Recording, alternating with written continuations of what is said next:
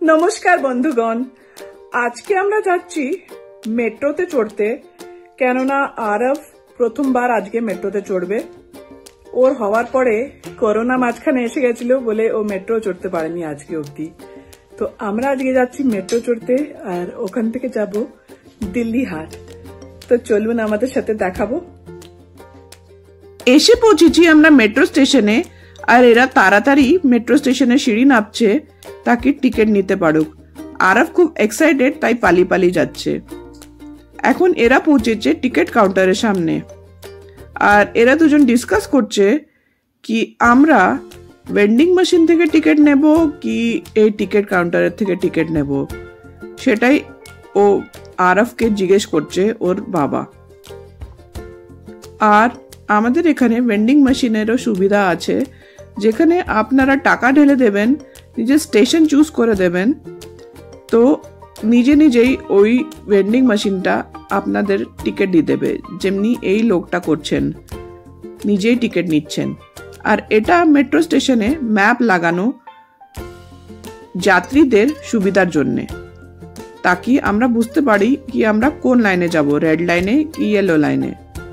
লাগছে প্রথমবার মেট্রোতে গিয়ে? এনজয় করবে ওখানে? এক্সাইটেড অনেক? বেড়ে চলেছি আমরা মেট্রোর এন্ট্রির দিকে। এখানে এন্ট্রেন্স আছে। এই দরজাগুলো তখনই খুলবে যখন আমরা নিজেদের এই কাগজ যে স্ক্যানারটা আছে সেটা স্ক্যান করব। এই দেখুন, তারপর আরেকজন স্ক্যান করবে আর দরজাটা নিজেই খুলে যাবে। তো পার পার্সন এমনি করে যেতে পারে। এবার সিঁড়ি দিয়ে ফটাফট নামছে, কেননা ট্রেন আসনেওয়ালা, আর একদিকে তো ট্রেন এসেও গেছে। অন্য সাইডে মেট্রোটা আসতে একটু দেরি আছে। আর এখানে স্টেশনে সামনেই প্ল্যাটফর্মে দরজা লাগানো অটোমেটিক, যখন ট্রেন আসবে তো এটা নিজেই খুলে যাবে। এটা লোকেদের সেফটির জন্য করা হয়েছে। তো এবার ট্রেনটা এসে গেছে।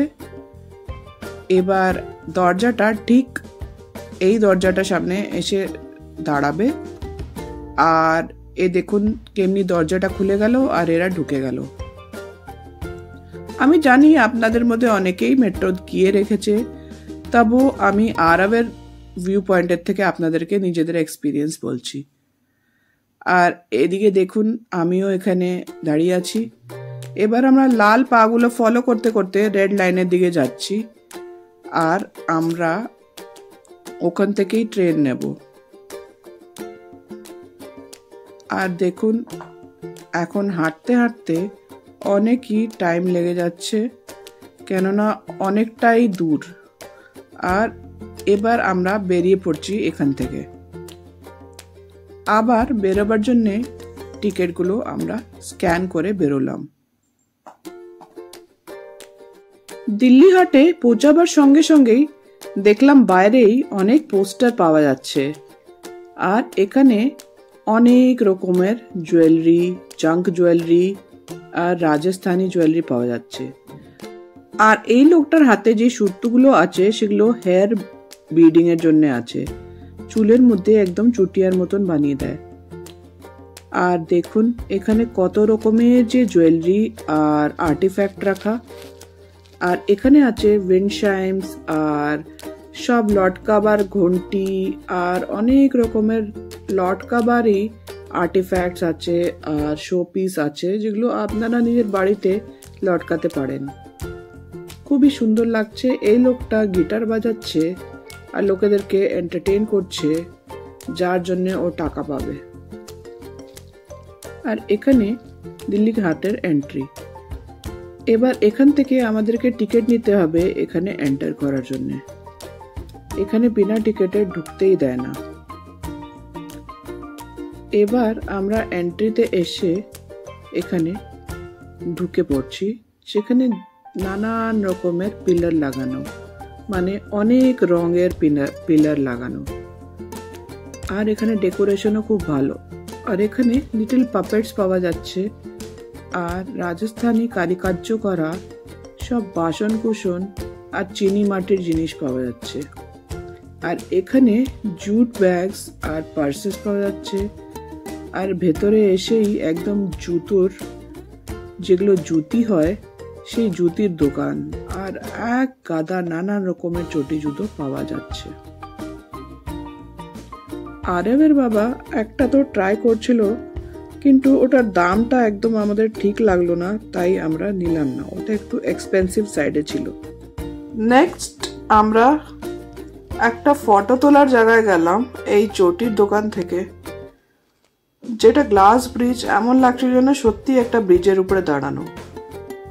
আর সবাই ওয়েট করাছিল ওখানে ফটো তোলার জন্য। তারপরে এসে গেলাম অনেকগুলো দুপাট্টা আর কুশন কভার আর পেন্টিংস, এগুলো সব ডিজাইনার বানানো ছিল, সেই দোকানে আমরা এসে পৌঁছালাম। আর আমার তো লাগছিল এটা কাঁথা স্টিচ। আর এখানে জুট ব্যাগস রাখা অনেকগুলো, সেও খুব সুন্দর, যেটাতে আপনারা বটল ক্যারি করতে পারবেন, লম্বা লম্বা জুট ব্যাগস, ইয়া টিফিন ক্যারি করতে পারবেন।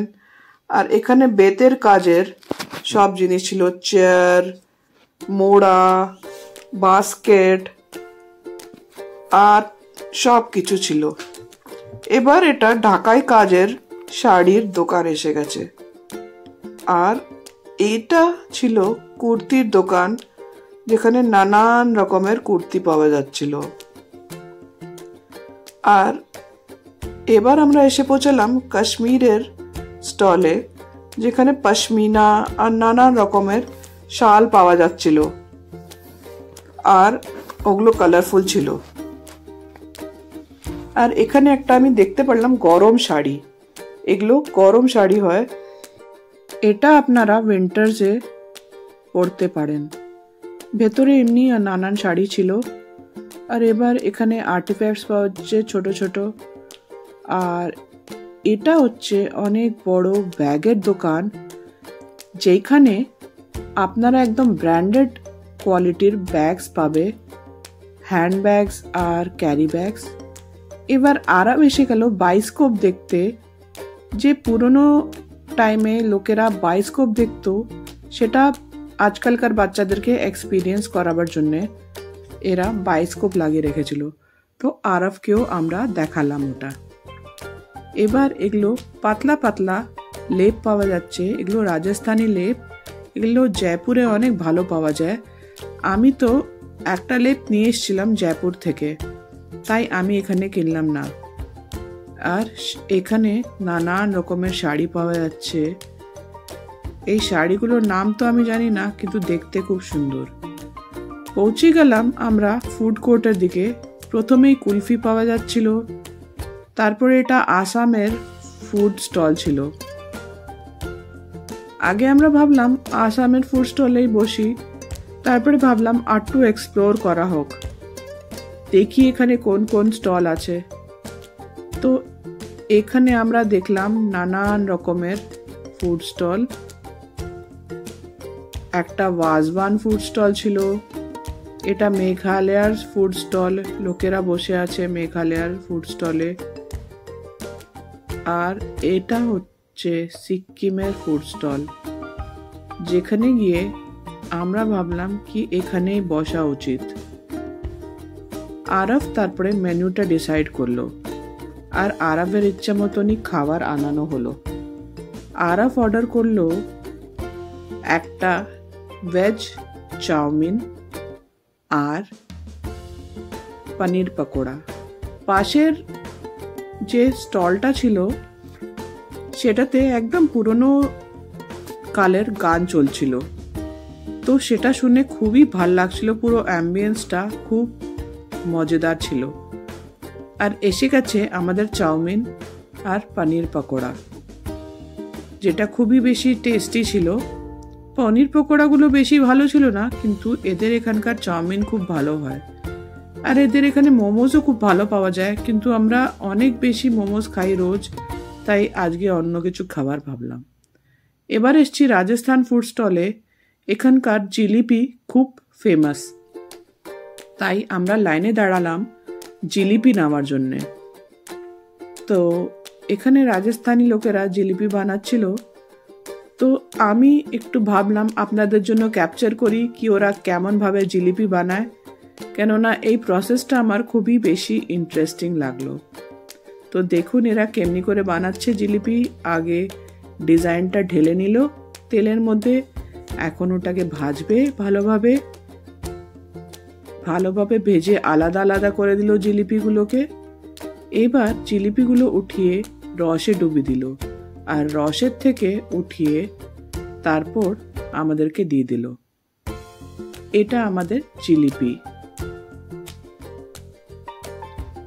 তারপরে এইসব খাওয়ার পরেই আমরা একটা দোকানে পৌঁছালাম। ওখানে lip balm, hair oil, aloe vera gel, face wash সব হার্বাল পাওয়া যাচ্ছিল, আর পারফিউমসও পাওয়া যাচ্ছিল। আর এটা কাঠের কাজের দোকান, যেখানে কাঠের অনেক কাজ ছিল, বাঁশেরও অনেক কাজ ছিল। তো খুবই সুন্দর লাগছিল দোকানটা দেখে। এবার রাত হয়ে গেছিল, পুলিশের গাড়ি বাইরেই দাঁড়িয়ে ছিল। তো আমরা তাড়াতাড়ি করে মেট্রো স্টেশনে আবার ফেরত আসলাম, আর টিকিট কাটালাম, আর আমরা ইয়েলো লাইন ফলো করে আবার বাড়ি ফেরত আসতে লাগলাম, কেননা অনেক বেশি রাত হয়ে গেছিল। আরবের শোয়ার টাইম হয়ে গেছিল। আরব ট্রেনে এনজয় করছিল, কেননা ওর ফার্স্ট টাইম মেট্রোতে চড়েছে। আর এইভাবেই আমাদের দিনটা খুবই ভালো কাটলো। আমরা খুব মজা করলাম, নানান খাবার খেলাম, আপনাদেরকে দেখালামই। আর আলাদা আলাদা স্টেটের ফুড স্টল আর এইসব খুললাম। তো আপনাদের এই ভিডিওটা কেমন লেগেছে আপনারা কমেন্ট সেকশনে নিশ্চয়ই বলবেন। আর যদি এটা পছন্দ এসছে, এটাকে নিশ্চয়ই লাইক, শেয়ার আর সাবস্ক্রাইব করবেন, তাকি আমরা আরো মোটিভেশন পাই নতুন নতুন ভিডিওস বানাবার। Thank you, bye bye, till next video.